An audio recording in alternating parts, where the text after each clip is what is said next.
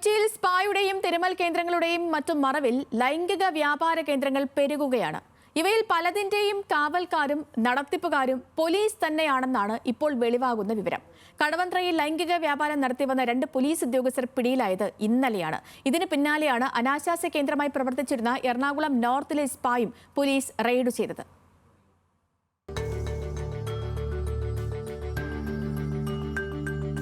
ഇന്നലെ ജനമൊന്ന് ഞെട്ടി.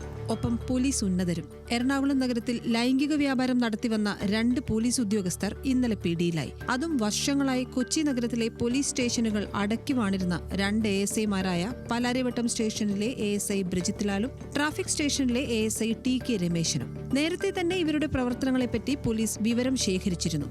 വേണ്ടത്ര തെളിവുകൾ കിട്ടിയതിനു ശേഷമായിരുന്നു കടവന്ത്ര CIയുടെ നീക്കം. അറസ്റ്റിലായ TK രമേശനും കേന്ദ്രത്തിന്റെ നടത്തിപ്പുകാരനുമായി നടന്നത് ലക്ഷങ്ങളുടെ ഇടപാടുകളാണെന്ന് കണ്ടെത്തിയിട്ടുണ്ട്. ബ്രിജേഷ് ലാലിന്റെയും TK രമേശന്റെയും സ്വത്ത് വിവരങ്ങളിൽ പോലീസ് അന്വേഷണവും ആരംഭിച്ചിട്ടുണ്ട്. 2 പോലീസുകാരെ നമ്മൾ അറസ്റ്റ് ചെയ്തിട്ടുണ്ട്. അവർക്ക് ഈ നടത്തിപ്പുമായിട്ട് ആക്റ്റീവ് ബന്ധങ്ങളുണ്ട് എന്ന് മനസ്സിലാക്കിയിട്ട് ശേഷമാണ് നമ്മൾ അവരെ അറസ്റ്റ് ചെയ്തത്. അവരെ ഇന്ന് സസ്പെൻഡ് ചെയ്തിട്ടുണ്ട്. ബാക്കി ഡിപ്പാർട്ട്മെന്റിലെ നടപടിക്രമങ്ങൾ കൂടെ എടുക്കും. കൊച്ചിയിലെ മറ്റ് സ്പാകളുമായി ഇവർക്ക് ബന്ധമുണ്ടോ എന്നും പരിശോധന തുടങ്ങി. ഇന്നലെ പോലീസുകാർ പിടിയിലായി മണിക്കൂറുകൾക്കുള്ളിൽ തന്നെ എറണാകുളം നോർത്തിൽ ലൈംഗിക വ്യാപാരം നടത്തിയിരുന്ന മോക്ഷ എന്ന സ്പായിലും പോലീസ് റെയ്ഡ് നടത്തി.